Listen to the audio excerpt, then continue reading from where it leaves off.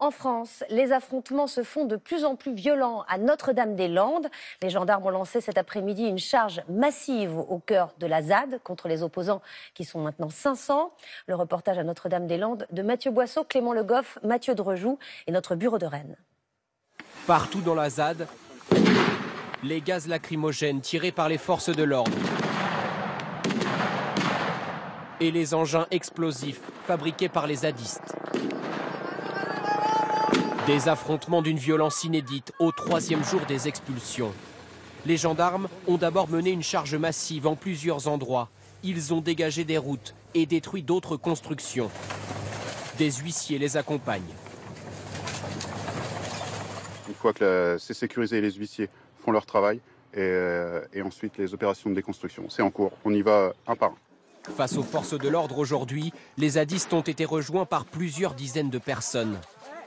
Des renforts de tous âges, habitants de la région. Je suis arrivé ce matin. Pourquoi ? Pourquoi? Parce que dans quelques années, sans doute, on leur décernera la Légion d'honneur, mais ils l'auraient refusé, mais à tous ces zadistes-là qui ont protégé ce site. Les gendarmes ont bien tenté de repousser l'arrivée de ces soutiens. Vous n'avez pas besoin de violence. Mais toute la journée, les tracteurs et les voitures n'ont cessé d'affluer. Ces sympathisants viennent défendre le mode de vie des occupants de la ZAD, en accord avec leurs propres valeurs, disent-ils.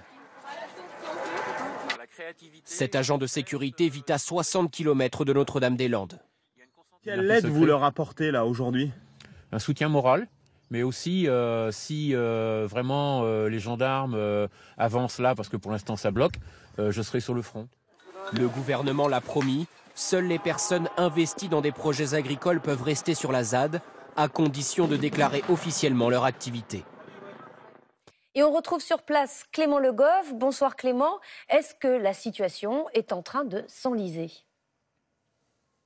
Eh bien, Anne-Sophie, ce soir, les forces de l'ordre semblent avoir atteint leur objectif. La quasi-totalité de la ZAD est désormais sous contrôle. Mais à quel prix? Les violences sont encore montées d'un cran toute la journée. Vous l'entendez en ce moment même. Cela continue. On compte désormais 4 blessés aujourd'hui côté gendarmes et une trentaine côté zadistes. Des affrontements qui continuent en ce moment en plein cœur de la ZAD. La situation n'est toujours pas sous contrôle ce soir ici à Notre-Dame-des-Landes. Merci Clément. Et puis le Premier ministre Édouard Philippe a dit à l'Assemblée nationale qu'il n'était pas question de marquer une pause dans les opérations, qu'il s'était engagé à éradiquer la zone de non-droit.